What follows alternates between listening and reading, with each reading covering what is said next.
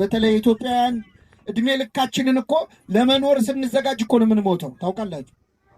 ለመኖር ስንዘጋጅ ቤት ለመስራት መኪና ለመግዛት እንደው የሆነ ህይወት ለመጀመር ስንዘጋጅ እንሞታል። የነፍሳችንን ነገር ትተን ስጋችን ላይ ብቻ ስንሮጥ ማለት እና እንዲህ የጠፋነውን እግዚአብሔር በቸርነቱ ይመልሳል። ምን አደረገ? ፍለጋ ወጣ እግዚአብሔር ይላል። አንድ ሰው ጠፋ ብሎ አይንቅም እግዚአብሔር። ፍለጋ ወጣ እስኪያገኘው ድረስ ፈለገው። እስቲ ድምጻችሁን ከፍ አድርጋችሁ ይህን ቃል ከኔ ጋር ድገሙ። እስኪያገኘው ድረስ ፈለገው። እግዚአብሔር የሚፈልገን ምን እስኪለን ነው? እስኪ ደክመው አይልም፣ አይደክመው። እስኪ ሰለቸው አይልም፣ አይሰለቸው። ምን እስኪለን ነው የሚፈልገን? እስኪያገኝ። ባገኘው ጊዜ አነሳና በትከሻው ምን አለው? ይሄ ደግሞ በጣም ይገርማል። እስቲ አሁን ፀሐይ ላይ ነው ያላችሁት፣ ቃል እግዚአብሔር እየሰማችሁ ነው። የበረከት ያርግላችሁ። አሁን ከዚህ ኦርቶዶክሳዊ ተዋሕዶ ቤተክርስቲያን ከዚህ መቅደስ ከዚህ አገልግሎት አውቀው የወጡ ሰዎች አሉ። ይህ ልጅ አባቱ ቤት ቁጭ ብሎ አንዴ ውሃ ቅዳ፣ አንዴ እንጨት ፍለጥ፣ አንዴ ከብቶቹን መልሳቸው፣ በጊዜ ግባ መባል ሰልችቶት ነው የወጣው። ከዚህ ኦርቶዶክሳዊ ተዋሕዶ ቤተክርስቲያን ጾም ሰልችቷቸው፣ ጸሎት ሰልችቷቸው፣ ምንኩስና ከብዷቸው የወጡ ሰዎች አሉ የሉ? እግዚአብሔር ይመልሳቸው። ጾም ሰልችቷቸው የወጡ አሉ። በመሰረቱ ጾም እኛም ብዙም ትወዳላችሁ? ጾም እስቲ መልሱ። ጾም ትወዳላችሁ? ትወዳላችሁ? እሺ መልሱልኝ ሳትዋሹ። ጾም ሲወጣ ነው ሲገባ ነው እንኳን አደረሳችሁ የምትባባሉት? አንወሻሽ። እንደው ፈገግ ብላችሁ እንኳን አደረሰሽ የምትሉት መቼ ነው? ሲወጣ ነው። ቅዱስ ያሬድ ምን ይላል? ሐዘን ለአብዳን ወትፍሲት ለጠቢባን። ጾም ለጠቢባን ደስታ ናት፣ ለሰነፎች ግን ሐዘን ነች። ጾም እኮ የሥጋ ረሃብ አይደለም፣ የነፍስ ጥጋብም። ቤተ ክርስቲያን ጾም ያበዛችው ልትመግበን ነው እንጂ ልታስርበን አይደል። እና ይህ ልጅ ቤት ውስጥ መታዘዝ ሰልችቶት እንደወጣ ትእዛዝ ሰልችቷቸው የወጡ አሉ። እግዚአብሔር በቸርነቱ ይመልሳቸው። ሄደ፣ የሚፈልገውን ደስታ ግን አላገኘም። ገንዘቡን በትኖ ጨረሰ ይላል። ከቤተ ክርስቲያን ስትወጣ ሰላም ያለ ደስታ ያለ መስሎ ትወጣለህ፣ ግን ወጥተህ የምትፈልገውን ደስታ አታገኝ። ገንዘብህን ጸጋህን በትነህ ትጨርሰዋል። እግዚአብሔር ጸጋችንን ከመበተን ይሰውረን። አቤት ምን የመሳሰለ ጸጋ ያላቸው ሰዎች ከዚች ቤተ ክርስቲያን ሲወጡ እኮ ጸጋቸው ብን ብሎ ጠፍቶ እነሱ ናቸው ወይስ አይደሉም ማለት ደረጃ ላይ ደርሰን። ምን የመሰለ ድምፅ የነበራቸው ድምፃቸው የተገባ ያልናቸዋል። ምን የመሰለ ስብከት፣ ምን የመሰለ ሀብተ ፈውስ የነበራቸው ወጥተው ባዶን የሆኑት። እግዚአብሔርን አጥተህ የምታስቀረው ሀብት ሊኖር ይችላል? አይችልም። ወጥቶ ከመቅረት እግዚአብሔር ይሰውረን።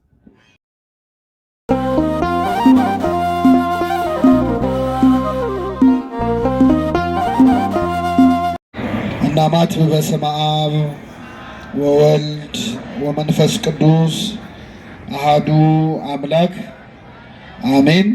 በስመ አብ ወወልድ ወመንፈስ ቅዱስ አሃዱ አምላክ አሜን። ክቡር አባታችን የዚህ ታላቅ ደብር አስተዳዳሪ፣ ክቡራን አበው ሊቃውንተ ቤተ ክርስቲያን፣ ካህናት፣ ወንድሞች ዲያቆናት፣ ምእመናት፣ አባቶች፣ እናቶች፣ ወንድሞች፣ እህቶች እንዲሁም ሕፃናት በእግዚአብሔር ሰላምታ እንደምናደራችሁ እንደምናደራችሁ። አሜን። ምሕረት ቸርነቱን አብዝቶ እስከዚህች ሰዓት ያደረሰን በማለዳ በቤተ መቅደሱ ከሥርዓተ ቅዳሴው እንድንካፈል ሥጋውና ደሙን እንድንቀበል ከገናናው ሰማዕት ከቅዱስ ጊዮርጊስ በረከት ረድኤት እንድንሳተፍ በቤቱ የሰበሰበን የአባቶቻችን አምላክ ልዑለ ባሕርይ እግዚአብሔር ስሙ የተመሰገነ ይሁን። እግዚአብሔር አምላካችን እንደወደደ እንደፈቀደ መጠን በሚኖረን አጭር የትምህርት ጊዜ በሉቃስ ወንጌል ምዕራፍ 15 ከቁጥር 17 ላይ ተጽፎ በሚገኝ ኃይለ ቃል የዛሬውን ማለዳ ትምህርት እንማራለን። የትምህርታችን ርዕስ የሚሆነው በአባቴ ቤት እንጀራ የሚተርፋቸው ሙያተኞች ስንት ናቸው የሚል ይሆናል። ከኔ ጋር በሉ። በአባቴ ቤት እንጀራ የሚተርፋቸው ሙያተኞች ስንት ናቸው? በሉቃስ ወንጌል ምዕራፍ 15 ከቁጥር 17 ላይ ተጽፎ የሚገኝ ኃይለ ቃል ነው። በዚህ ቃል ተነስተን እንማራለን። ለአባቶቻችን ለነቢያት፣ ለአባቶቻችን ለሐዋርያት፣ ለአባቶቻችን ለሐዋርያውያን አበው ለሊቃውንት በጉባኤያቸው ተገኝቶ ምስጢሩን ጥበቡን ገልጦ ያስተማረ አምላካችን እኛንም በቸርነቱ እንዲያስተምረን፣ እንዲመክረን፣ እንዲገስጸን የእርሱ ቅዱስ ፈቃድ ይሁንልን። እንግዲህ ምዕመናን ጌታችን መድኃኒታችን ኢየሱስ ክርስቶስ በዚህች ምድር ላይ በተመላለሰበት በመዋዕለ ሥጋዌው በተለይም ዞሮ ባስተማረበት 3 ዓመት ከመንፈቅ ዞሮ ባስተማረበት በመዋዕለ ስብከቱ በሚያስተምርበት ጉባኤ ላይ ለመማር የሚመጡት ሰዎች አብዛኞቹ ልክ እንደኔና እንደናንተ ኃጢአተኛ ሰዎች ነበሩ። ክርስቶስ ሲያስተምር ጻድቃንን እየመረጠ ቅዱሳንን እየመረጠ አልነበረም የሚያስተምረው። በዚህ ምክንያት እርሱ በሚያስተምርበት ጉባኤ ላይ ዘማውያን ወንበዴዎች፣ በኃጢአታቸው ምክንያት ሰው የሚጠላቸው ሰዎች በክርስቶስ ጉባኤ ላይ እየተገኙ ይማሩ ነበር። ጌታችን ይህንን በማድረጉ በዚያን ዘመን የነበሩ ጻፎችና ፈሪሳውያን ይቃወሙት ነበረ። እንዴት ኃጢአተኛ ሰዎችን ታቀርባቸዋለህ? ለምን ከነርሱ ጋር ትበላለህ ትጠጣለህ? እያሉ ክርስቶስን ይሰድቡት ነበረ። እንዲያውም ለክርስቶስ ያወጡለት ቅጽል ስም የኃጢአተኞች ወዳጅ የሚል ነበረ። የምን ወዳጅ? እና በዚህ አሁን በጠቀስኩላችሁ በሉቃስ ወንጌል ምዕራፍ 15 ላይ እንደተለመደው ክርስቶስ ኃጢአተኞችን ያስተምር ነበር። ለምን ተብሎ ሲጠየቅ የሚመልሰው መድኃኒት የሚያስፈልገው ለጤነኛ ሰው ሳይሆን ለምን አይነት ሰው ነው? ለበሽተኛ ነው። እኔ ኃጢአተኞችን ለንስሐ ልጠራ መጣሁ እንጂ ጻድቃንን ልጠራ አልመጣሁም የሚል ነበረ። አሁን በጠቀስኩላችሁ በሉቃስ ወንጌል ምዕራፍ 15 ላይ ክርስቶስ እንደተለመደው ኃጢአተኛ ሰዎችን ሰብስቦ ሲያስተምር፣ አይሁድም እንደተለመደው በክርስቶስ ላይ አጉረመረሙ ይላል። ልብንና ኩላሊትን ደግሞ ማን ይመረምራል? ክርስቶስ እግዚአብሔር ነው አይደለም? ስለዚህ የሰው ልቡን አውቆ ለምን ኃጢአተኞችን እንደሚቀበል ለምን ከነርሱ ጋር እንደሚበላ እንደሚጠጣ መልስ ለመስጠት 3 ምሳሌዎችን ጠቅሶ አስተማረ። የዛሬ ጠዋት ትምህርታችን በሉቃስ ወንጌል ምዕራፍ 15 ላይ መድኃኒታችን የተናገራቸው 3 ወርቃማ ምሳሌዎች ናቸው። እንግዲህ በተለይ በሉቃስ 15 ላይ ወደ ክርስቶስ ሊማሩ የቀረቡ ሰዎች ቀራጮች ነበሩ። ከኔ ጋር ናችሁ ምዕመናን? ምኖች? ቀራጮች ማለት እዚህ ፊት ለፊት የተደረደሩት ቪዲዮ የሚቀርጹ ሰዎች አይደሉም። እሺ፣ የዛን ጊዜ ካሜራም አልነበረም፣ አገር ሰላም ነበር፣ እንደዚህ አልተረበሽም። የዛኔ ቀራጭ የሚባሉት ምንድናቸው ካላችሁ፣ ቀረጥ እንዲሰበስቡ የሮም መንግስት የመደባቸው የመንግስት ባለስልጣናት ናቸው። እና እነዚህን ሰዎች አይሁድ በሁለት ምክንያት ይጠሏቸው ነበር። አንደኛ ህዝቡ መክፈል ካለበት ግብር በላይ እያስከፈሉ ድሃ የሚበድሉ ፍርድ የሚያጓድሉ ጨካኝ ሰዎች ስለሆኑ።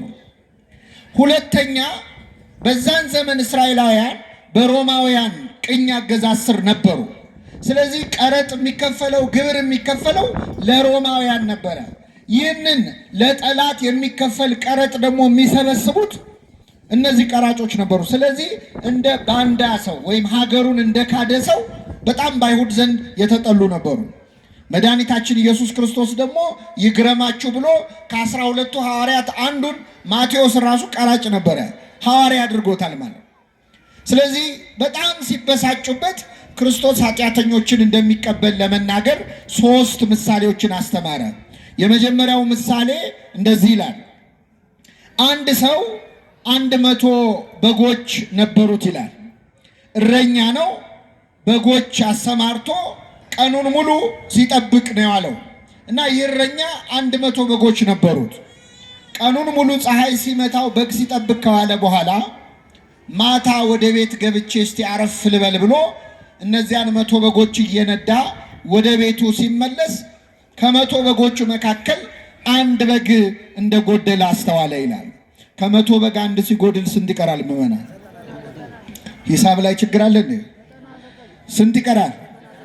እና ከ100 በግ አንድ ሲጎለው አንዱን በግ ፍለጋ 99ኙን በጎች በቤቱ ተዋቸውና እዚያው በረቱ ዘጋባቸውና በጨለማ ወጣ ይላል። ያንን በግ ተራራ ወጥቶ ወርዶ ወንዝ ተሻግሮ ከብዙ ድካም በኋላ እኩለ ሌሊት ላይ ያንን በግ አገኘው። ባገኘው ጊዜ አነሳና በትከሻው ተሸከመው፣ ወደ ቤቱም ይዞት መጣ። ጎረቤቶቹንና ወዳጆቹን ጠርቶ የጠፋውን በጌን አግኝቼዋለሁና ከኔ ጋር ደስ ይበላችሁ አላቸው። እውነት እውነት እላችኋለሁ ንስሐ በሚገባ በአንድ ኃጢአተኛ ምክንያትም በሰማይ መላእክት ዘንድ ደስታ ይሆናል አላቸው። ይህ የመጀመሪያው ምሳሌ ነው። ክርስቶስ ሁለተኛ ምሳሌ ተናገረ። አንዲት ሴት ደግሞ 10 ድሪም ነበራት ይላል። ድሪም ማለት በመካከለኛው ምስራቅ ድርሃም ማለት ሳንቲም ነው፣ ገንዘብ ነው። አንዳንዶች ጌጥ ነው ብለው ተርጉመውታል። እኛ በሳንቲሙን ያዘው። 10 ሳንቲሞች ያሏት አንዲት ሴት ነበረች። ይቺ ሴት ከ10 ሳንቲሞች መካከል 1 ሳንቲም ጠፋባት። እሷም እንደ ባለ በጉ አንድ ነው ብላ አልናቀችውም። በመጀመሪያ መብራት አበራች። ከዚያ ቤቷን ጠረገች። ከዛ ቤቷን ጠርጋ ቆሻሻውን ወደ አንድ ቦታ ከመረችው። ያንን ሳንቲም እዚያው ቤት ውስጥ ከቆሻሻው መካከል ፈልጋ አገኘችው ይላል። ከኔ ጋር ናችሁ ምዕመናን? አሁን እዚህ ጉባኤ ላይ እስቲ ከኪሳችሁ የ1 ብር ሳንቲም አሁን እንኳን ቀርቷል፣ ግን እንደው ቢኖራችሁ ከኪሳችሁ የ1 ብር ሳንቲም ቢጠፋ ቤት ስትደርሱ ያ ሳንቲም መጥፋቱን ብታውቁ መጥረጊያ ይዛችሁ ትመጣላችሁ? ልጠርጉ ትመጣላችሁ? ከመጣችሁ ብሶባችኋል ማለት። ይህች ሴት ግን 1 ሳንቲም ነው ብላ ሳትንቅ ጠርጋ ከቆሻሻው መሃል አወጣችው። ወዳጆቿን ጠርታ የጠፋውን ሳንቲሜን እኮ አገኘሁት አለቻቸው ይላል። ስንተኛ ምሳሌ? ሁለተኛ። ክርስቶስ የመጨረሻ 3ኛ ምሳሌ ተናገረ። አንድ ባለጸጋ ሰው ደግሞ ነበረ አለ። ሀብት ንብረት የሞላው ትልቅ የእርሻ መሬት ያለው ብዙ ከብቶች ያሉት ብዙ ፈረሶች ብዙ አህዮች ያሉት በጣም ባለጸጋ ሰው ነበረ። ይህ ባለጸጋ ሰው የወለዳቸው ልጆች ግን 2 ልጆች ብቻ ነበሩ። ወንድ ልጆች 2 ልጆች ነው ያሉት። ሀብቱ ብዙ ነው፣ ልጆቹ ግን 2 ናቸው። የዚህን ሰውዬ የዚህን ባለጸጋ ሀብቱን የሚወርሱት እነማን ናቸው? መልሱልኝ። ልጆቹ ናቸው። ልጆች የአባታቸውን ሀብት የሚወርሱት መቼ ነው? አባታቸው ምን ሲሆን ነው? ይገርማቸዋል ምዕመናን። ከ2ቱ ልጆቹ መሃል ትንሹ ልጅ ቢያይ አባቱ አልሞት አለው ማለት ቢጠብቅ የሰውዬ ንቅንቅ አይደል። ስለዚህ መጣና አባቱ እስኪሞት መታገስ አቅቶት አባቴ የሚደርሰኝን ገንዘብ አሁኑን ስጠኝና ልሂድ አለ። አንድ ልጅ አባቱ በሕይወት እያለ ውርስ ከጠየቀ በተዘዋዋሪ ምን እየተመኘ ነው ማለት? ሞቱን ነው። የሚደርሰኝን ስጠኝና ልሂድ አለ። አባት እሺ አለ። ገንዘቡን የሚደርሰውን ገንዘብ ሰጠው። ይህ ልጅ አባቱ እስኪሞት ቢቆይ የአባቱን ሀብት ለ2 ይካፈል ነበር። አሁን ግን አባት በሕይወት ስላለ ለ3 ነው የሚደርሳቸው። 1/3ኛውን ከፈለና ሰጠው። ይህ ልጅ የአባቱን ገንዘብ ልክ እንደተቀበለ ምን እንዳደረገ ታውቃላችሁ?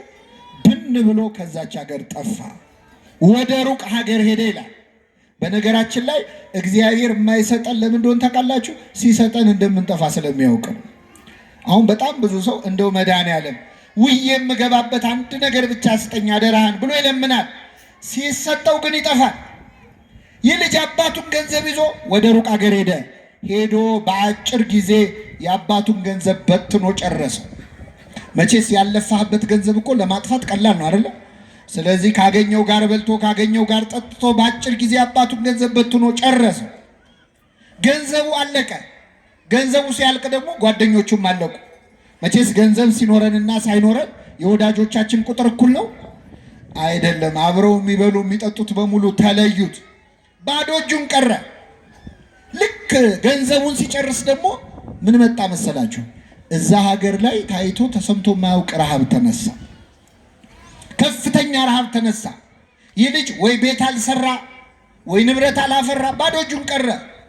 ረሃብ ሲያሰቃየው አንድ ሰው ቤት ተጠግቶ መኖር ጀመረ። ያስጠጋው ሰው በነፃ አላኖረውም። ችግር የለውም ቤቴ ግባና ትኖራለህ፣ ግን ቀን ቀን አሳማዎች አሉኝ እነሱን ትጠብቃለህ አለው። ይህ ልጅ ተንደላቆ ተሞላቆ ያደገ የባለጸጋ ልጅ ነው። የምን ጠባቂ ሆነ? አይሰማም። አሳማ እንግዲህ በግዕዝ ህሱም ማለት አስቀያሚ ነው። የመጨረሻ ቆሻሻ እንስሳ፣ እዛው የሚበላ እዛው የሚጸዳዳ በጣም የቆሸሸ እንስሳ ነው። ይህ ልጅ የአሳማ በረት ውስጥ ቀኑን ሙሉ ሲጠብቅ መዋል ጀመረ። በጣም የሚሸት በረት ውስጥ ማለት ግን የሚገርማችሁ ከሽታው በላይ ይህ ልጅ በጣም ያስቸገረው እንደሆነ ታውቃላችሁ? ረሃብ ነበረ። በጣም ይርበው ነበረ። ከረሃቡ ጽናት የተነሳ አሳማዎቹ ከሚበሉት ምግብ ሊበላ ይመኝ ነበረ ይላል። ምን ነው እንደው እንደነሱ ባደረገኝ ብሎ በአሳማ እስኪቀና ደረሰው። ይህን ጊዜ ወደ ልቡ ተመለሰ ይላል። እግዚአብሔር ሁላችንን ወደ ልባችን ይመልሰን። ምን አለመሰላችሁ? በአባቴ ቤት እንጀራ የሚተርፋቸው አገልጋዮች ስንት ናቸው አለ። እኔ እዚህ በረሃብ ልሞት ነው።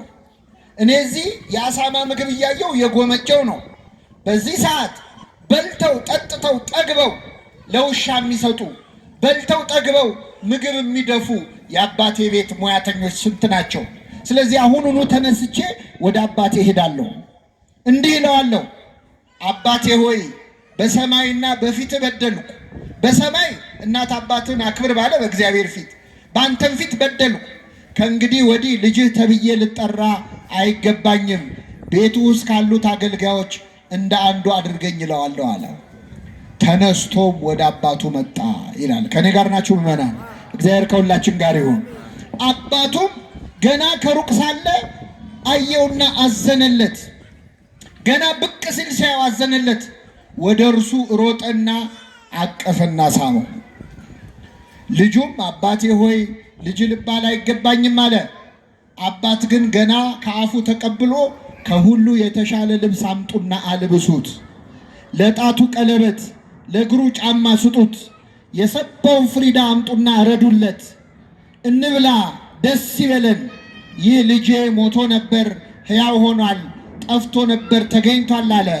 ደስ የሚላቸው ጀመር ይላል። ይህ ሁሉ ሲሆን ምዕመናን ይህ ባለጸጋ ስንት ልጆች አሉት ብያቸዋል። ታላቅ ወንድሙ እርሻ ሲያርሱሎ ማታ ላይ ወደ ቤት ተመለሰ። ወደ ቤት ሲመጣ ቤቱ እልልታ በእልልታ ሆኗል። ድግስ ላይ ነው። ከበሮ ይመታል፣ እልል ይባላል። አንዱን ሕፃን ጠራና ምንድን ነው የምሰማው ብሎ ጠየቀው።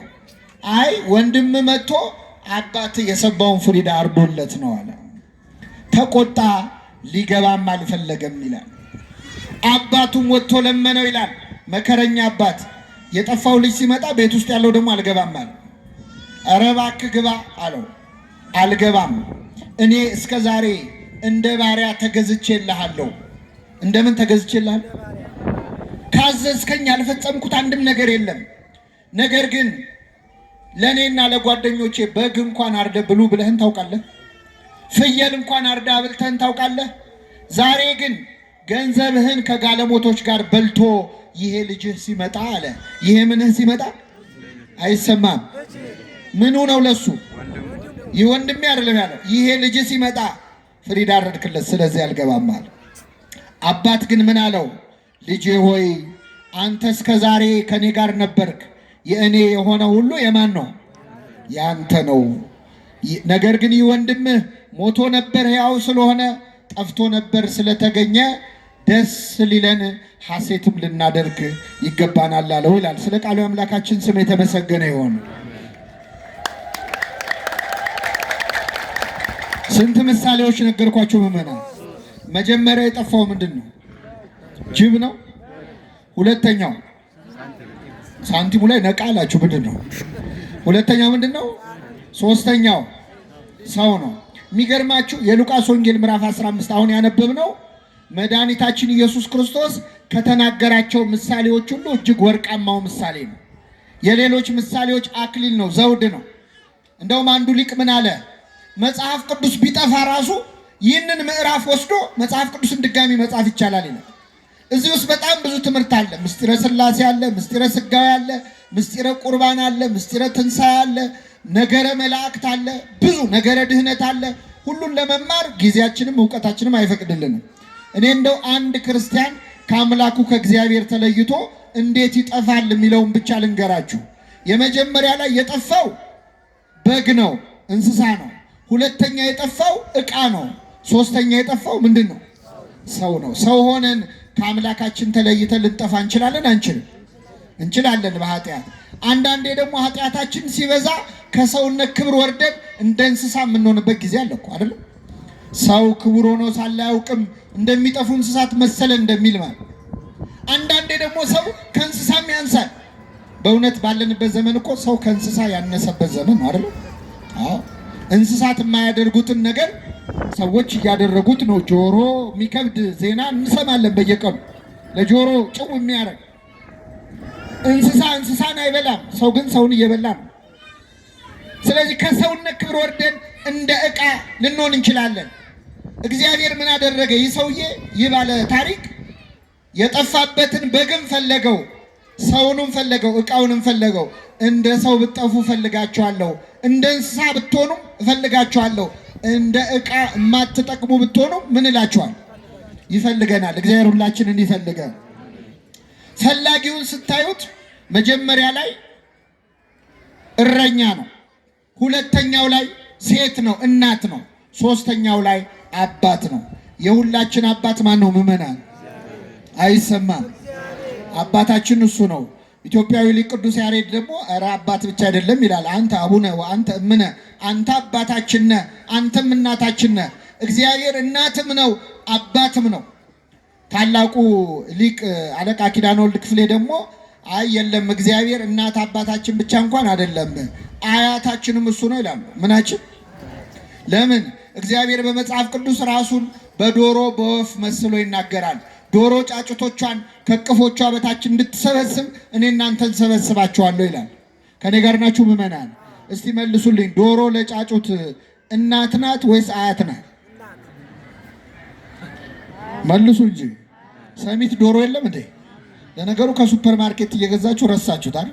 ዶሮ ለጫጩት እናት ናት አያት ናት? አያት ናት። እናቷ ማን ነው? እንቁላል እንዳትሉ አደራችሁ። ዶሮ እንቁላል ትጥላለች። ከእንቁላሉ ምን ይገኛል? ስለዚህ እናትም ናት አያትም ናት። እግዚአብሔር እንደ እንቁላል መሬትን ፈጠረ። ከመሬት ከአፈር ደግሞ ማንን ፈጠረ? ሰውን ፈጠረ። እናትም አባትም አያታችንም ማን ነው? ስሙ የተመሰገነ ይሁን። እናትም አባትም። ግን ደግሞ ምዕመናን እናት አባታችን የፈለገ ቢወዱን በዋልንበት ሁሉ አብረውን አይውሉም፣ ባደርንበት ሁሉ አያድሩም። እግዚአብሔር ግን ከኛ ተለይቶ ያውቃል። ስለዚህ እግዚአብሔር እናት አባት ብቻ አይደለም፣ አያት ብቻ አይደለም፣ እረኛም ጭምር ነው። እግዚአብሔር እረኛዬ ነው አለ ነቢየ እግዚአብሔር ዳዊት። እግዚአብሔር ምኔ ነው? የሚያሳጣኝ እረኛ ነው እግዚአብሔር። እረኝነቱ ለምንድን ነው? ቀንም ሌሊትም የሚጠብቅ እረኛ ነው። እረኛ ቀን ጠብቆ ሌሊት ይተኛል። እግዚአብሔር ግን እኛን ሲጠብቅ ምን አይልም? የሚጠብቀኝ ምን አይልም? አይተኛም። ሌላው ዘበኛ እኮ ይተኛል ታውቃላችሁ። ሌላው ጠባቂ ይተኛል። ብዙ ዘበኞች ጥበቃ እያለባቸው ቡና ጠጡ ስትሏቸው ሌሊት ቡና እንቅልፍ ይከለክለኛል ይላሉ። ጠባቂ ናቸው ግን ምን ይላሉ? እግዚአብሔር ግን እኛን ሲጠብቅ ምን አይልም? አይተኛም። እረኛ በግ ጠብቆ ጠብቆ መጨረሻ በጉን ለሚገዙ ሰዎች ምን ይለዋል? ይሸጠዋል ወይ ራሱ አርዶ ይበላዋል? እግዚአብሔር እረኛችን ነው። ይሸጠናል? መልሱልኝ። ባይሆን እረኛው መድኃኔዓለም ክርስቶስ ስለኛ በ30 ብር ተሸጧል። እረኛ በጎቹን አርዶ ስጋቸውን ይበላል። የኛ እረኛ ክርስቶስ ግን እኛ በጎቹ ተሰልፈን የእረኛውን ስጋና ደም እንበላለን። አላያችሁም? ቅድም ተሰልፈው የእረኛውን ስጋና ደም ሲበሉ። እኛ እኮ በግ የፈለገ ብንወደው ወይ እናርደዋለን ወይ እናሳርደዋለን። አሁን ለዓመት በዓል እስቲ መልሱልኝ። ዓመት በዓል ሲደርስ ለገና ለፋሲካ በግ የምንገዛው ከሳምንት በፊት ነው ብዙ ጊዜ አይደለ? ከኔ ጋር ናችሁ? ከሳምንት በፊት እንገዛለን፣ በግ እናስራለን ቤታችን። ያንን በግ አንድ ሳምንት እኛ ጋር ሲቆይ አንንከባከበው? በአፉ ሳር ይሰጠዋል፣ ውሃ ይሰጠዋል። ለምንድን ነው የምንንከባከበው? እስቲ መልሱልኝ። ምናልባት ያ በግ ያን ሰሞን የሚያየውን ፍቅር አይቶ እንደው እንዴት የተባረኩ ሰዎች ናቸው፣ እንደው በልቼ የምጠግብ አይመስላቸው፣ እንደው እዚሁ እንደው አዶብት አድርገው ልጃቸው ባረጉኝ ይላል። እንንከባከበዋለን፣ ግን ለማረድ ነው። የእረኛ ፍቅር እስከ ማረድ ነው። የክርስቶስ ፍቅር ግን ለበጎቹ ነፍሱን እስከ ማሳለፍ ድረስ። ይህ እረኛ 100 በጎች ነበሩት ይላል። የጠፋበት በግ ስንት ነው? አቤት! አንዱም በግ ፍለጋ በጨለማ ወጣ፣ እስኪያገኘው ድረስ ፈለገው፣ ባገኘው ጊዜ በትከሻው ተሸከመው ይላል። ይህ እረኛ መድኃኒታችን ኢየሱስ ክርስቶስ ነው። 100 በግ የተባሉት ሰውና መላእክት ናቸው። አንድ በግ ጠፋ የተባለው ደቂቀ አዳም ነው፣ እኛ ነን፣ የሰው ልጆች ነን። እስኪያገኘን ድረስ ፈለገን የተባለው ከሰማይ ሰማያት ወርዶ እኛን ፍለጋ ተወልዶ ሰው መሆኑን ነው። እስኪያገኘው ድረስ ፈለገው፣ ባገኘው ጊዜ በትከሻው ምን አለው? ተሸከመው። ነስአ ደዌነ ወጾረ ሕማመነ፣ ኃጢአታችንን በደላችንን ክርስቶስ በትከሻው ላይ ምን ብሏል? ተሸክሟል። የጠፋ በግ አዳምን የፈለገው ባገኘው ጊዜ የተሸከመውን ቸሩን እረኛ ክርስቶስን የወለድሽልን ሆይ ምን ይበልሽ? ቅዱስ ዮሐንስ አፈወርቅ ተረጎመው። የጠፋው በግ አዳም ነው፣ ባገኘው ጊዜ የተሸከመው ክርስቶስ ነው። የተሸከመው የሁላችንን ኃጢአት። ስለዚህ እየተናገረ ያለው ስለ ማዳን ስራው። ወደኛ ዘመን ግን ልመልሳችሁ ምዕመናን፣ ወደኛ ዘመን ልመልሳችሁ። አንድ ክርስቲያን ከቤተ ክርስቲያን ተለይቶ እንዴት ይጠፋል ካላችሁ፣ የመጀመሪያ የሚጠፋው እንደ በግ ነው። የመጀመሪያው የሚጠፋው እንደ ምንድን ነው? እንደ በግ ነው። በግ እንዴት ነው የሚጠፋው? እስቲ ንገሩኝ ምዕመናን። በግ የሚጠፋው አውቆ ነው ወይስ አያውቅ ነው? መልሱልኝ። ምን እያደረገ ነው በግ የሚጠፋው? እስቲ ንገሩ። እዚህ ጋር ሳር እየበላ እዚህ ጋር የሚበላው ሳር ትንሽ ሲደርቅበት ወደዛ ሲሄድ አይደል? ውሃ ሲጠጣ እዚህ ጋር ደፍረስ ሲልበት ወደዛ ሲሄድ። በግ አስቦ ይጠፋል? አይጠፋም። በግ ሲጠፋ ቢመሽብኝስ ብሎ ያስባል? ተኩላ ቢበላኝስ ይላል? አይልም። የመጀመሪያው እኛ ክርስቲያኖች ከቅድስት ቤተክርስቲያን የምንጠፋው ልክ እንደ በግ ሳናውቅ ነው። ይሄ በግ እየበላ እየጠጣ እንደጠፋ ብዙ ሰዎች በእንጀራ ጉዳይ ከቤተክርስቲያን ይጠፋሉ። አይተው ይጠፋሉ። አንድ ሳር ሲበላ ሌላ ሳር፣ አንድ ውሃ ሲጠጣ ሌላ ውሃ እያለ እንደጠፋ፣ አንድ ስራ ስንነግድ ሌላ ስራ፣ አንድ ሱቅ ስከፍት ሌላ ሱቅ፣ አንድ ትምህርት ስትማር ሌላ ትምህርት እያልን እኮ ሳናውቀው ከእግዚአብሔር ቤት ጠፍተን የቀረን ሰዎች አለ። እግዚአብሔር በቸርነቱ ይመልሰን። አንዳንዱ ሰው አሁን በስራ ቢዚ ይሆንና ውጥር ይልና ምነው አትመጣም ቤተ ክርስቲያን ሲባል ውይ እኔ እኮ በጣም ቢዚ ነኝ ይላል። ይሄ በጋውን ቢዚ ነበር አልነበረም? ነበር። ይህን ሳር እያገላበጠ ማለት ነው። እግዚአብሔር አትስሩ፣ አትነግዱ፣ አትማሩ አይልም። ከቤተ ክርስቲያን ግን እንድንርቅ አይፈልግም። ከቤቱ ከመራቅ እግዚአብሔር ይሰውረን። አዎ በግ ሲጠፋ ተኩላ ቢበላኝ አይልም፣ ገደል ብገባ አይልም። ሰዎች ከእግዚአብሔር ቤት ሲርቁ ተኩላ የተባሉ መናፍቃን ቢነጥቁኝስ፣ የበግ ልምድ ለብሰው የሚመጡ በውስጣቸው እንደ ተኩላ ነጣቂዎች የሆኑ መምህራን ቢወስዱኝስ ብሎ አያስብም ሰው። ገደል ብገባ አይልም። ብሞትስ ሳንል ነው ከእግዚአብሔር ቤት እኮ የምንርቀው ብዙዎቻችን። እኔ ያሳዝነኛል። በተለይ ኢትዮጵያውያን እድሜ ልካችንን እኮ ለመኖር ስንዘጋጅ እኮ ነው የምንሞተው። ታውቃላችሁ? ለመኖር ስንዘጋጅ ቤት ለመስራት መኪና ለመግዛት እንደው የሆነ ህይወት ለመጀመር ስንዘጋጅ እንሞታለን። የነፍሳችንን ነገር ትተን ስጋችን ላይ ብቻ ስንሮጥ ማለት እና እንዲህ የጠፋነውን እግዚአብሔር በቸርነቱ ይመልሰን። ምን አደረገ?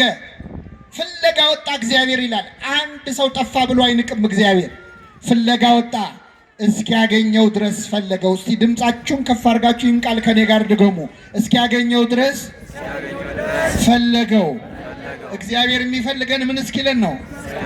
አዎ እስኪ ደክመው አይልም፣ አይደክመው። እስኪ ሰለቸው አይልም፣ አይሰለቸው። ምን እስኪለን ነው የሚፈልገን? እስኪያገኝ። ባገኘው ጊዜ አነሳና በትከሻው ምን አለው? ይሄ ደግሞ በጣም ይገርማል። እስቲ አሁን ፀሐይ ላይ ነው ያላችሁት፣ ቃለ እግዚአብሔር እየሰማችሁ ነው። የበረከት ያርግላችሁ። አሁን እዚህ ፀሐይ ላይ ቀኑን ሙሉ በግ ስትጠብቁ ብትውሉ፣ አሁን እውነቱን ነው የምትነግሩኝ። ቀኑን ሙሉ በግ ጠብቃችሁ ውላችሁ ማታ ፀሐዩ ተጫውቶባችሁ እስቲ ገብቼ አረፍ ልበል ብላችሁ ቤት ስትገቡ አንድ በግ ቢጠፋ ያንን በግ ፍለጋ ስትወጡ ደስ እያላችሁ ነው የምትወጡት? እየተራገማችሁ ነው መቼስ አይደል? አዎ። ያንን በግ ፍለጋ ወጣችሁ ተራራ ጫፍ ወጣችሁ ብታጡት ደግሞ ወርደን ወደ ታች ብናጣው ወንዝ ተሻግረን ብናጣው እንቅፋት ደግሞ ደና አድርጎ አንድ ሁለት እግራችንን ቢመታ እኩለ ሌሊት ላይ ያንን መዘዘኛ በግ ብናገኘው እንሸከመዋል? እስቲ መልሱልኝ። ትሸከሙታላችሁ? ቢቻል በዱላ ነው አይደል? እንኳን በግ ቀርቶ ልጅ ጠፍቶ ሲገኝ ምንድን ነው የሚደረገው? እኔ ልንገራችሁ፣ የኔ ልምድ ላካፍላችሁ መሰለኝ። ልጅ ሲጠፋ በመጀመሪያ ወላጆች ወይኔ ልጄ ወይኔ ልጄ ወይኔ ልጄ ይላሉ አይደል? ሲገኝ ደግሞ ወይኔ የሚለው ልጁ ነው አይደለም? ምን አንቀዠቅ በጥርሳቸው ነው ብዙ እናቶች የሚያናግሩት። መጀመሪያ ገርፈው ነው ራሱ የት ነበርክ የሚሉት አይደል? አሁን በጣም የሚያስቀኝ አንዳንዴ እንጠፋና የት እንደነበርክ ንገረኝ ችግር የለውም አልመታህም የሚሉት ነገር አለ። ያጓጓሃል። ሊመቱ እኮ ነው ሊመቱ ነው። ተናገር ችግር የለውም እኔ እውነቱን እንድትናገር ነው የምፈልገው ንገረኝ ይሉና ስትናገር ድርግም አድርገው ይመተዋል። ከዛ ለንስሐ አባትህም አትናገር፣ ለሳይካትሪስትም አትናገር፣ ተለጉመ ትቀራለህ። ወላጅ ልጆቻቸው ከገረፉ በኋላ ነው የት ነበርክ የሚሉት። ይህ እረኛ ግን ባገኘው ጊዜ በትከሻው ምን አለው? አቤት! አይገርምም? በጣም የሚገርም እኮ ነው። እመቤታችን ብቻ እኮ ነው ናት ልጇ ጠፍቶ ያልተጋረፈች እኮ እሷ ብቻ ነች። ታውቃላችሁ? 3 ቀን ጠፋባት እኮ ክርስቶስ። ኢየሩሳሌም ድረስ ተመለሰች ከዮሴፍ ጋር። በቤተ መቅደስ ውስጥ ከመምህራን እግር ስር ቁጭ ብሎ አገኘችው ይላል። ክርስቶስ የጠፋባችሁ ሰዎች ሌላ ቦታ አለ ቢሏችሁ እንዳትሰሙ። የክርስቶስ አድራሻው ቤተ መቅደስ ውስጥ ከመምህራን እግር ስር ነው የምታገኙት። ስታገኘው እመቤታችን አልተቆጣችም። አምላኳን ወልዳ ምን ታድርግ? ልጄ ሆይ አባትህና እኔ ስንፈልግህ ለምን አስጨነከን አለችው። 3 ዓመት እኮ ይዛው ስትሰደድ ለምን አስጨነከኝ ብላ አታውቅም። ከፊቷ ዞር ሲል ግን ለምን አስጨነከኝ አለች። እመቤታችን ክርስቶስ ከሷ መራቁ ነበር ጭንቀቷ፣ ሌላ አይደለም። ሌላ ወላጅ ግን ገርፎ ነው የት ነበርክ የሚለው። ይህ እረኛ ግን ባገኘው ጊዜ በትከሻው ተሸከመው ይላል። ከቤቱ እንደ በግ ተቅበዝብዘን የጠፋነውን ሰዎች በቸርነቱ ተሸክሞ ወደ ቤቱ ይመልሰን። አሁን ዛሬ ጠዋት ቤተክርስቲያን የመጣ ነው ልባም ስለሆንን ይመስላችኋል? አስተዋይ ስለሆንን ይመስላችኋል? አይደለም። ተሸክሞ ያመጣን ማን ነው? እግዚአብሔር። አሁንም እኮ ተሸክሞን ነው እንጂ ተመችተ ነው አይደለም እኮ። ችሎን እኮ ነው ችሎን ነው በእውነት። ስለዚህ የመጀመሪያው አጠፋፍ እንደ በግ መጥፋት ነው። እንደ የጠፋነውን በቸርነቱ ይመልሰን። ሁለተኛ የጠፋው ምን ነበር አልኳችሁ? አይ ደከማችሁ መሰለኝ። ምንድነው የጠፋው? ሳንቲም ነው። ይህንም ብዙ አላደክማችሁም። ሳንቲምን ቅዱስ የሮኒመስ የሚባለው የቤተክርስቲያናችን ሊቅ ወይም ጄሮም የሚባለው ማለት ነው ተርጉሞታል ደህና አድርጎ። ሳንቲም የተባለው የሰው ልጅ ነው ይላል። ሳንቲም ማን ነው? ለምን በየሀገራቱ በተለይ ንጉስ ባለበት ሀገር ሳንቲም ላይ የንጉሱ መልኩ አብሮ ይቀረጻል። የኛ የሁላችን ንጉሳችን ማን ነው? ንጉሳችን ማን ነው? እኛ የማን ሳንቲም ነን? መልኩን እኛ ላይ አትሟል። ንግበር ሰብአ በአርአያነ ወበአምሳሊነ ብሎ ገና ሲፈጥረን ሰውን በመልካችን እንፍጠር ብሎ እላያችን ላይ መልኩን አትሞብናል። ስለዛ ግን በኃጢአት ስለቆሸሽን ነው እንጂ ሁላችን ላይ የእግዚአብሔር መልክ አለ። ስለዚህ እኛ የማን ገንዘቦች ነን? ስለዚህ የጠፋው ሳንቲም ሳይሆን ሰው ነው ማለት ነው። ይቺ ሴት ምን አደረገች? ሳንቲሟ ጠፋባት። ሳንቲሟ ሲጠፋ በመጀመሪያ መብራት አበራች። ከዛ ቤቷን ጠረገች። ከዛ ሳንቲሙን እዚያው ቤት ውስጥ ከቆሻሻው መሃል አወጣችው።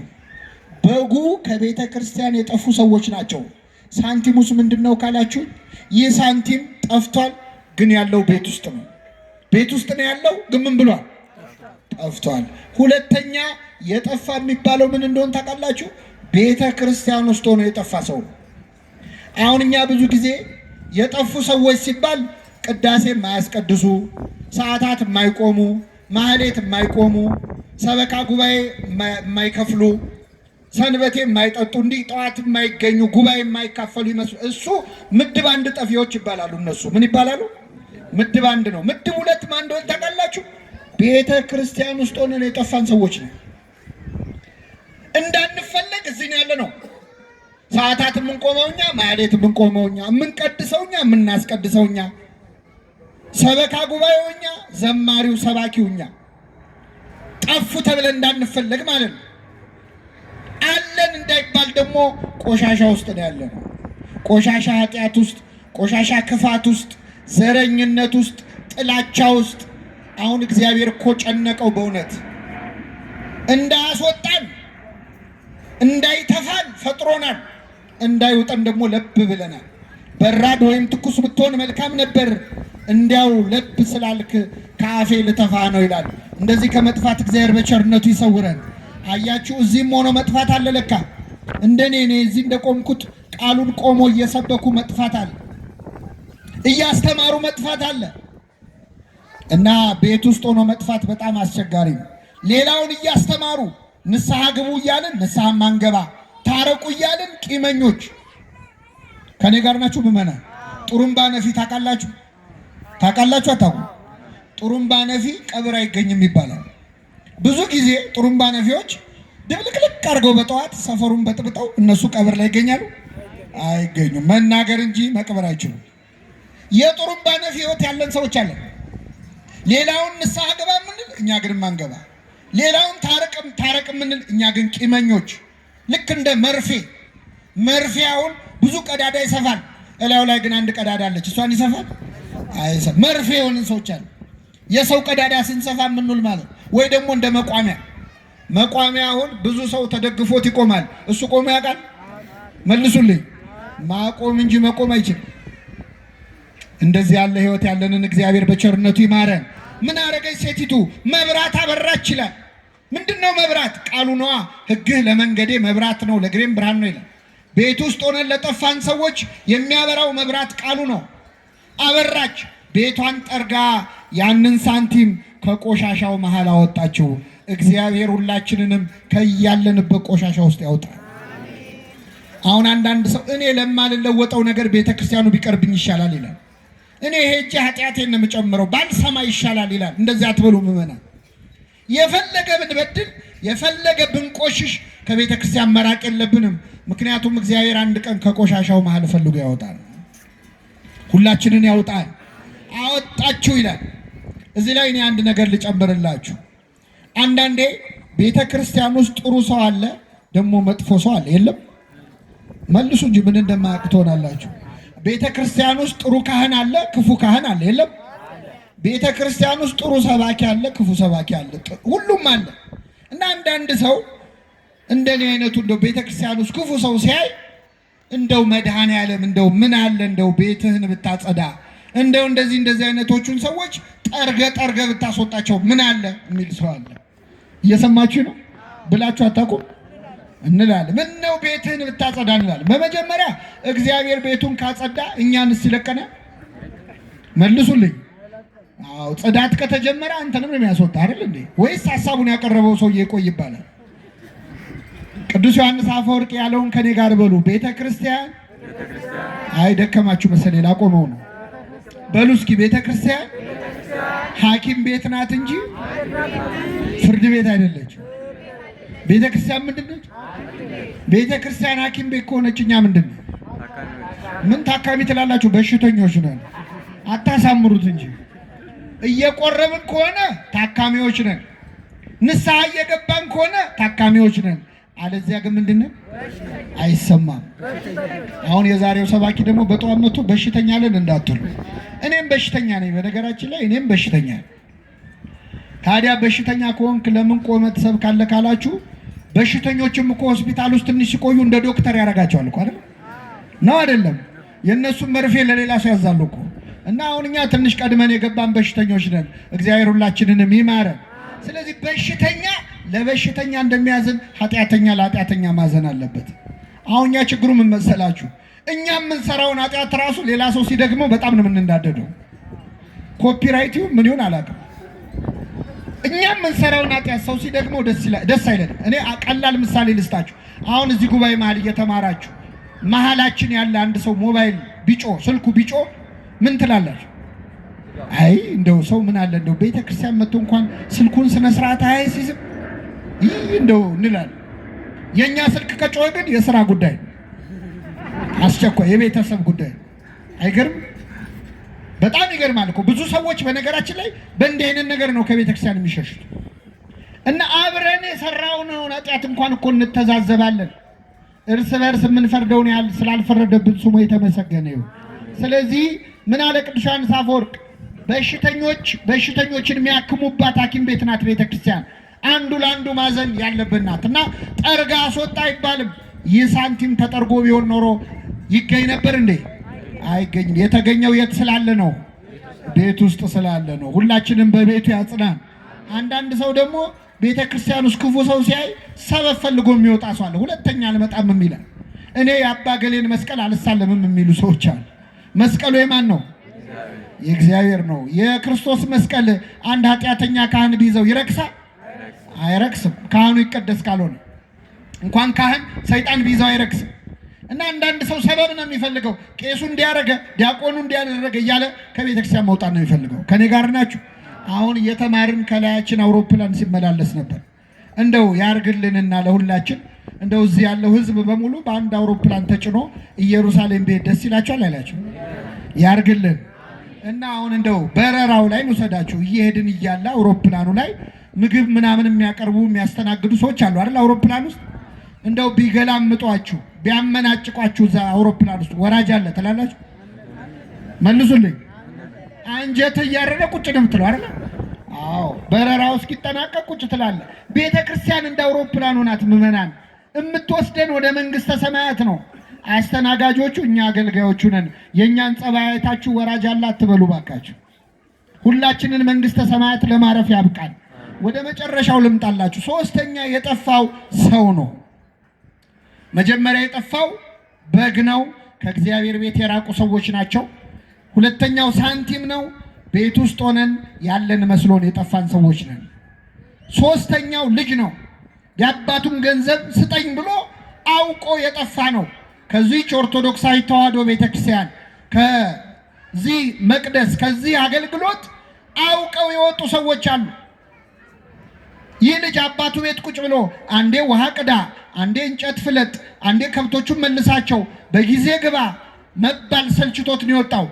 ከዚህ ኦርቶዶክሳዊ ተዋሕዶ ቤተክርስቲያን ጾም ሰልችቷቸው፣ ጸሎት ሰልችቷቸው፣ ምንኩስና ከብዷቸው የወጡ ሰዎች አሉ የሉም? እግዚአብሔር ይመልሳቸው። ጾም ሰልችቷቸው የወጡ አሉ። በመሰረቱ ጾም እኛም ብዙም ትወዳላችሁ? ጾም እስቲ መልሱ። ጾም ትወዳላችሁ? ትወዳላችሁ? እሺ መልሱልኝ ሳትዋሹ። ጾም ሲወጣ ነው ሲገባ ነው እንኳን አደረሳችሁ የምትባባሉት? አንወሻሽ። እንደው ፈገግ ብላችሁ እንኳን አደረሰሽ የምትሉት መቼ ነው? ሲወጣ ነው። ቅዱስ ያሬድ ምን ይላል? ሐዘን ለአብዳን ወትፍሲት ለጠቢባን። ጾም ለጠቢባን ደስታ ናት፣ ለሰነፎች ግን ሐዘን ነች። ጾም እኮ የሥጋ ረሃብ አይደለም፣ የነፍስ ጥጋብ ነው። ቤተ ክርስቲያን ጾም ያበዛችው ልትመግበን ነው እንጂ ልታስርበን አይደለም። እና ይህ ልጅ ቤት ውስጥ መታዘዝ ሰልችቶት እንደወጣ ትእዛዝ ሰልችቷቸው የወጡ አሉ። እግዚአብሔር በቸርነቱ ይመልሳቸው። ሄደ፣ የሚፈልገውን ደስታ ግን አላገኘም። ገንዘቡን በትኖ ጨረሰ ይላል። ከቤተ ክርስቲያን ስትወጣ ሰላም ያለ ደስታ ያለ መስሎ ትወጣለህ፣ ግን ወጥተህ የምፈልገውን ደስታ አታገኝም። ገንዘብህን ጸጋህን በትነ ትጨርሰዋል። እግዚአብሔር ጸጋችንን ከመበተን ይሰውረን። አቤት ምን የመሳሰለ ጸጋ ያላቸው ሰዎች ከዚች ቤተክርስቲያን ሲወጡ እኮ ጸጋቸው ብን ብሎ ጠፍቶ እነሱ ናቸው ወይስ አይደሉም ማለት ደረጃ ላይ ደርሰን። ምን የመሰለ ድምፅ የነበራቸው ድምፃቸው የተገባ ያልናቸዋል። ምን የመሰለ ስብከት፣ ምን የመሰለ ሀብተ ፈውስ የነበራቸው ወጥተው ባዶን የሆኑት። እግዚአብሔርን አተህ የምታስቀረው ሀብት ሊኖር ይችላል? አይችልም። ወጥቶ ከመቅረት እግዚአብሔር ይሰውረን። እና ይህ ልጅ ወደ ልቡ ተመለሰ ይላል። ምን አለ? በአባቴ ቤት እንጀራ የሚተርፋቸው አገልጋዮች ስንት ናቸው አለ። ከኔ ጋር በሉ። በአባቴ ቤት እንጀራ የሚተርፋቸው አገልጋዮች ስንት ናቸው? እሺ አባታችን ማን ነው? እግዚአብሔር። የአባታችን ቤት ማን ናት? የአባታችን ቤት ሙያተኞች ደግሞ እነ ቅዱስ ጊዮርጊስ ናቸው። እንጀራ የሚተርፋቸው ሙያተኞች፣ ከራሳቸው አልፎ ለሌላው የሚያማልዱ፣ ከራሳቸው አልፎ ለኛ የሚጸልዩ፣ በረከታቸው ለኛ የሚተርፍ የአባታችን ቤት ሙያተኞች ቅዱሳኑ ናቸው። እመቤታችን ናት። ጻድቃን ሰማዕታት ናቸው። ቆርሰው ለኛ ለምግባር ድሆቹ የሚሰጡት በረከት ያላቸው ማለት እና ተነስቼ ወደ አባቴ ሄዳለሁ፣ ልጅ ልባል አይገባኝም እለዋለሁ አለ። ተነስቶም ወደ አባቱ መጣ ይላል። ይህ ልጅ በጣም ይደንቃል። አሳማ ሲጠብቅ ነበር። ልብሱ ቆሽሿል። ገላዬን ልታጠብ ልብሴን ልቀይር ሳይል ከነሽታው ተነስቶ ወደ አባቱ መጣ። አንዳንድ ሰው ወደ ቤተ ክርስቲያንና ሲባል የለም ቆይ የማስተካክለው ነገር አለኝ፣ አሁን ጥሩ አይደለም ህይወቴ ቆሽሻለሁ ይላል። የሚያስተካክለን ማን ነው? እግዚአብሔር ነው። የሚያጥበን እሱ ነው። ሰው አያጥብህም፣ እግዚአብሔር ነው የሚያጥብህ። እጠበኝ ከበረዶም ይልቅ ነጭ ሆናለሁ ነው ያለው። ስለዚህ ተነስቶ ወደ አባቱ መጣ። ወደ አባታችን በንስሐ ለመምጣት ያብቃል። እንዳየው አዘነለት። እግዚአብሔር ያዝንልናል። ሩቅ ሆነን አይቶ ያዝንልናል። ወደ እርሱ ሮጠና አቀፈና ሳመው። የሮጠው ልጅ አይደለም አባት ነው። መሮጥ የነበረበት ማን ነው? ልጅ በእርምጃ አባት በሩጫ። እግዚአብሔር እኛን ይቅር ለማለት የሩጫ ያህል ነው የሚቸኩለው። እኛ ግን ይቅር በለን ለማለት የእርምጃ ያህል ነው የምንጎተተው። እግዚአብሔር ይቅር ማለት ሳይሰለቸው እኮ እኛ ይቅር በለን ማለት ሰለቸን።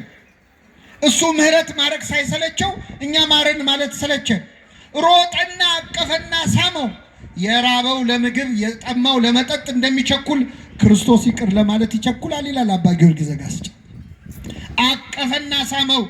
ከሁሉ የተሻለ ልብስ አምጡና አልብሱት፣ ለጣቱ ቀለበት ለእግሩ ጫማ ስጡት፣ የሰባውን ፍሪዳ ረዱለታል። እግዚአብሔር ይቅር በለኝ ብለህ ስትመጣ የት ከርመህ መጣ ብሎ አይጠይቅህም። ገንዘቤን የታደረከው አይልህም። ምን ስትሰራ ከረምክ አይልህም። ከሁሉ የተሻለ ልብስ አምጡና አልብሱት ብሎ የቀደመ ጸጋህን ይመልስልሃል። የሁላችንን ጸጋ ይመልስልን። አው ፍሪዳ ረዱለት አለ። ቀለበት አርጉለት። አሁን ቀለበት ምግብ አይደል መጠጥ አይደል፣ ምን ያደርግለታል? ማህተም ነው። ድጋሚ በንብረቴ ላይ ይዘዝበት አለ። ይቅር በለኝ ብለህ ከመጣ ድጋሚ የመንግስቱ ወራሽ ያደርጋል። የሰባውን ፍሪዳ ረዱለት አለ። እግዚአብሔር ቤቱ ለሚመጡ ሰዎች ፍሪዳ ያርድላቸዋል። ምንድነው ፍሪዳ ካልከኝ ስጋውና ደሙ ነዋ። ሌላ ምን ፍሪዳ አለ? የራሱን ስጋ የራሱን ደም ፍሪዳ አድርጎ ይሰጠናል። ይህ ልጅ የተቀበለ አምላክ ሁላችንን ይቀበላል። አሁን ስተርከው በጣም ቀላል ነው። እዚህ መሀል እስቲ ወላጆች አላችሁ። እኛ ብንሆን አሁን ስንት ዓመት ለፍተን ያፈራነውን ንብረት ልጃችን ገንዘባችንን ሄዶ አፈር ድሜ አብልቶ በአጭር ጊዜ በትኖ ሮጦ ማን ነው ቤት ውስጥ ከስቶ ጠቁሮ ቆሽሾ ባዶ እጁን ቢመጣ ሮጠን አቅፈን እንስመዋለን? መልሱልኝ ወላጆች፣ ትስሙታላችሁ? እኔ ልንገራችሁ እንደምታረጉ። የሀገራችን ባህል ደስ የሚለው መጀመሪያ አቅፈን እንስመዋለን፣ ችግር የለውም። እግዚአብሔር በኃጢአቴን ያመጣብኝ ናገባ፣ ችግር የለውም በልናገባ ብሎ እናስገባዋለን አይደል? አዎ። መቼስ ጣት ቆሰለ ተብሎ ምን አይልም። አንዴ ወልጄ ያለው ፈጣሪ በኃጢአቴን ያመጣብኝ በልናገባ ብለን እናስገባዋለን። አስገብተን ግን አንለቀውም። እንለቀዋለን።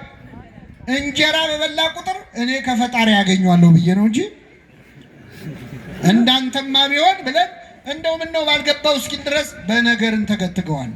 ይቅር እንላለን ግን አንረሳም። የወጋ ቢረሳ ይኸው ታውቁታላችሁ። ክርስቶስ ብቻ ነው ተወግቶ የረሳው።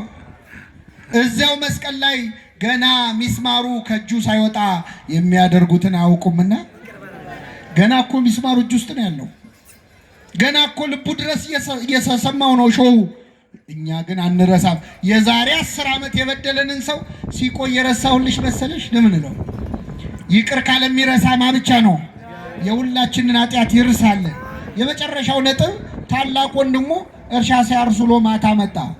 ሲመጣ ቤቱ ልልታ በልልታ ነው። ምንድነው ብሎ ሲጠይቅ አንዱን ሕፃን ጠርቶ ጠየቀው። ሲጠይቅ ምን አለው? ወንድም መጥቶ አባት የሰባውን ፍሪዳ አረደለት አለው። ይገርማል። ነገረኛ ሕፃን ነው። እኔ ሊቃውንት እዚህ እንዳይታዘቡኝ እንጂ ሕፃኑ ራሱ ሳይሆን ነገረኛ ይመስለኛል። ለምን ወንድም መጥቷል? አይበቃም? ይበቃል? አይበቃም? ወንድም መጥቶ አባቴ ያን ትልቁን ፍሪዳ አረደለት ይላል። እንትን ሲል እኮ ነው ሲያጣላ ማለት። ተቆጣ፣ ሊገባ አልፈለገም ይላል። አባቱም ወጥቶ ለመነው ይላል። እባክህ ግባ አለው። አልገባም፣ እኔ እስከዛሬ እንደ ባሪያ ተገዝቼልህ ምን አደረክ? ምን አረክልኝ? አንድ ነገር አረክልኝ? ዛሬ ግን ገንዘብን ከጋለሞቶች ጋር በልቶ ለመጣ ልጅ ይህን ፍሪዳ አረድክለት። አልገባም አለ። በጣም ይገርማል። እንደዚህ አይነት ሰዎች አለን ቤተክርስቲያን ውስጥ ሆነን ምን አገኘው ብንል ይሄንን ህንጻ እኛ ነን ያሰራ ነው፣ ይሄንን አጥር እኛ ነን ያስገነባ ነው፣ ይሄን ቤተ መቅደስ እኛ ነን እንዲያደርግ ነው፣ ምን አገኘን የሚሉ ሰዎች አሉ። እግዚአብሔርን አገልግሎ የሚወድቅ ሰው አለ? ቤተ ክርስቲያንን በማለታችሁ የምትከስሩ እንዳይመስላችሁ። የኔ የሆነ ሁሉ የማን ነው አለ? ያንተ ነው። አንተ ስለ ፍየል ታወራለህ፣ አንተ ስለ ጠቦት ታወራለህ። የኔ የሆነ ሁሉ የማን ነው? እግዚአብሔርን አገልግሎ ባዶ የሚቀር አለ? የለም። ይህ ልጅ አባቱን ማገልገሉ ራሱ ቆጭቶታል። ሁለተኛ የወንድም ፍቅር የለውም። እንደ ወንድሙ ከስቶ ጠቁሮ ይሆን እስቲ ሊየው እንኳን አላለ። ጭራሽ ገንዘብህን ከጋለሞቶች ጋር ሲበላ ከረመ አለ። አሁን ከጋለሞቶች ጋር ይብላው ከመነኮሳት ጋር ይብላው አይቷል? አላየም። ያው በግምት ነው። በሰው ኃጢአት ሳናጣራ ከፈረድን ቤተ ክርስቲያን ውስጥ ብንሆንም ጠፍተናል። የመጨረሻ አንድ ጥያቄ ልጠይቃችሁና አበቃለሁ። ከኔ ጋር ናችሁ? ከሁለቱ ልጆች ጠፍቶ ከመጣው ልጅና ቤት ውስጥ ካለው ልጅ አባቱን በጣም የተዳፈረው የትኛው ይመስላችኋል? አይሰማም። የጠፋው ልጅማ ልጅ ተብዬ ልጠራ አይገባኝም ነው ያለው። ቤት ውስጥ ያለው ግን አባቱን ከፍ ዝቅ አድርገው አይደል? እውነት ለመናገር እግዚአብሔርን በጣም የምንዳፈረው ቤት ውስጥ ያለነው ሰዎች ነው። ከሩቅ ያሉ ሰዎች ሲፈሩ ሲንቀጠቀጡ፣ ቤት ውስጥ ቀረብ ያለው ሰዎች የማይለመደውን አምላክ እንለምድና የማትደፈረውን አንተ ይሁዳ ደፈረ ይላል። ቤት ውስጥ ያለን ሰዎች የበለጠ ደፋሮች ነን። አሁን ይህን ስናገር ደግሞ ዛሬ እንደው እግር ጥሎት የመጣ ሰው ይኖራል እዚህ ጉባኤ መሀል። ዛሬ የመጣ ሰው እኮ እኔም ለዚህ ብዬ እኮ ነው ቀረብ ቀረብ ማለለው ይላል አንዳንድ ሰው።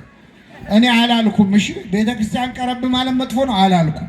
አንዳንድ ሰው መርጦ ከትምህርቱ ይዞ እቺን ይዤለታለሁ የዛሬው አስተማሪ ይላል። እኔ አላልኩም። እሺ ቀረብ ማለት ጥሩ ነው መጥፎ ነው፣ ራቅ ማለት ጥሩ ነው አላልኩም። እንደውም ራቅ ማለት ብዙ መዘዝ አለው። ይሄን ነግሬያችሁ ልውረድ።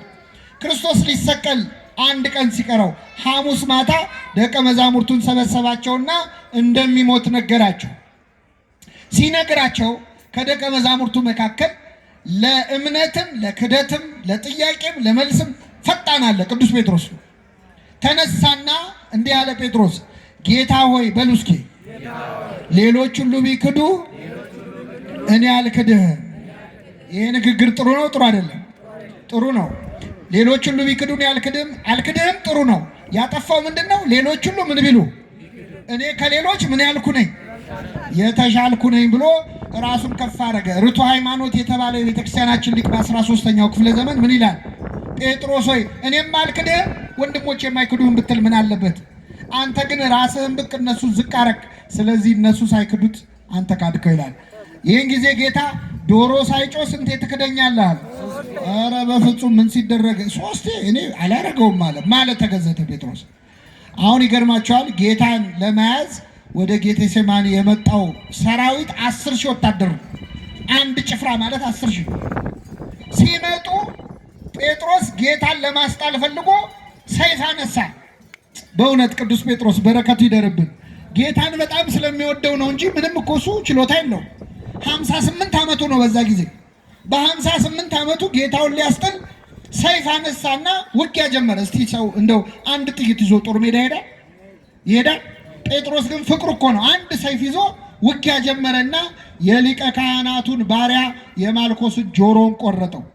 ሊቃውንት እንደሚነግሩን ጴጥሮስ የሰደደው ለአንገቱ ነበረ፣ ግን የሥራ ልምድ ስለሌለው ምኑን ቆረጠው? ጆሮውን ቆረጠው። ይህን ጊዜ ጌታ ደግሞ በዚህ ጆሮ ጦስ ጴጥሮስ ችግር ውስጥ እንዳይገባ ብሎ የዚህን ሰውዬ ጆሮ ፈወሰለት ይላል። የሁላችንን ጆሮ ይፈውስልን ክርስቶስ። አዲስ ጆሮ ነው የሰጠው። በነገራችን ላይ ክርስቶስ መሬት ላይ ፈልጎ ጆሮ አንስቶ ሰፋለት አይልም፣ ገጠመለት አይልም። አዲስ ጆሮ ነው የሰጠው። ምን ያደርግለታል? የተበላሸ ጆሮ ምን ያደርግለታል? አይደል? ስንት ክፉ ወሬ የሰማ ጆሮ ምን ያደርግለታል? ጆሮውን ቀየረለት። ክርስቶስ ጆሮአችንን ይቀይረልን። እሱም ብቻ የሚሰሙ ጆሮዎችን ይስጠን። ቅዳሴያችን እንደሚለው እሱን የሚሰማ ጆሮ ይሰጣል ከፈለገ። እና ጴጥሮስ አሁን ጌታን ለማስጣል ሞከረ፣ አልቻለም። እግሬ አውጪኝ ብሎ ሸሸ። አሁን ጥሎ ቤቱ እንዳይሄድ ክርስቶስን ይወደዋል። ቀረብ እንዳይል አብረው ቢሰቅሉኝስ ብሎ ፈራ። ስለዚህ ጴጥሮስም ጌታን ከሩቅ ይከተለው ነበር ይላል። ከምን? ከሩቅ። ቤተ ክርስቲያን በሩቁ ነው የሚሉ ሰዎች አሉ። አንቺ ልጅ ነግሬሻለሁ፣ ማህሌት ሰዓታት ምናምን ለአንቺ አይመለከትሽም። አሁን ማህሌተ ጽጌ ወጣቶች ሲመጡ የሚመክሩ ወላጆች አሉ። እኔ ነግሬሻለሁ ትቀሰፊያለሽ የሚሉ ቤተ ክርስቲያን በሩቁ ነው የሚሉ ሰዎች። ጴጥሮስ በሩቅ ጌታን ሲከተል በረደው። ሲበርደው እሳት ሊሞቅ ቁጭ አለ። እሳት ደግሞ ሙቀት ብቻ አይደለም ያለው ብርሃንም አለው አይደል? ፊቱን ወለል አድርጎ አሳየበት። እንዴ አንተ ከሱ ጋር አልነበርክ? አንተ ከሱ ጋር አልነበርክ? በጥያቄ አጣደፉት። 3 ጊዜ ሲጠይቁት ጴጥሮስ የምትሉትን ሰውየውን አላውቀውም አለ። ማንን አላውቀው?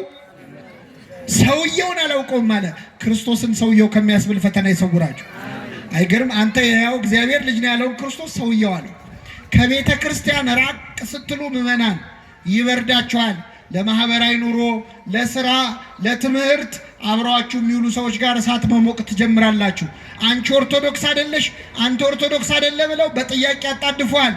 መልስ ስታጣ ፈጣሪውን ፍጡር ያስብለዋል፣ ተማላጁን አማላጅ ያስብለዋል፣ ሰውየው ያስብለዋል። ክርስቶስ ራቅ ማለት ከክርስቶስ ይለያል። ቀረብ ማለት ምን ጥቅም አለው ካላችሁ፣ እንደ ጴጥሮስ ያልፈራ እስከ መስቀል የተከተለ ሐዋርያ ነበረ ቅዱስ ዮሐንስ። ለዮሐንስ ጌታ ሽልማት ነው የሰጠው።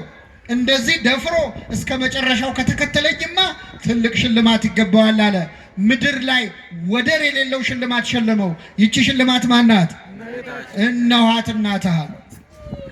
አይገርምም? ክርስቶስ ለዮሐንስ ቤት እንዳይሰጠው ቤት የለውም። ክርስቶስ ቤት አለው እንዴ? የለው። የተወለደው በበረት ነው፣ የኖረው በዋሻ ነው። የሰማይ ወፎች ራሳቸውን የሚያሳፍሩበት አላቸው፣ ቀበሮች ጉድጓድ አላቸው። እኔ ግን ቤት የለኝም ብሏል። ስለዚህ ቤት እንዳይሰጠው ቤት የለውም። ልብሱን እንኳን እንዳይሰጠው ልብሱን ቀደው ተካፈሉ፣ በቀሚሱም ላይ ዕጣ ተጣጣሉ ነው የሚለው። የቀረው የሱም የተሸጠው በ30 ብር ነው፣ ምንም የለውም። ክርስቶስ ምድር ላይ የቀረው ቤቱ፣ ንብረቱ፣ ልብሱ፣ ገንዘቡ ማን ነበረች? እነኋት እናትህ አለው። ወደ ቤተ ክርስቲያን ቀረብ፣ ወደ መቅደስ ቀረብ ያልን ሰዎች ምንም ደፋሮች ሆነን ብታዩን የእመቤታችንን ፍቅር ግን አግኝተናል። የእሷን ፍቅር ግን አግኝተናል።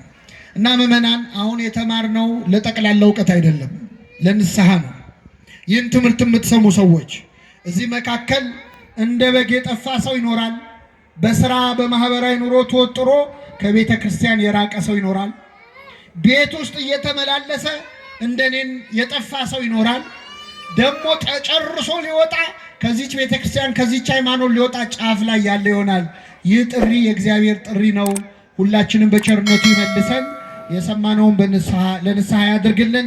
በልቡናችን ጽላት ጻፍልን። እግዚአብሔር ይስጥልን።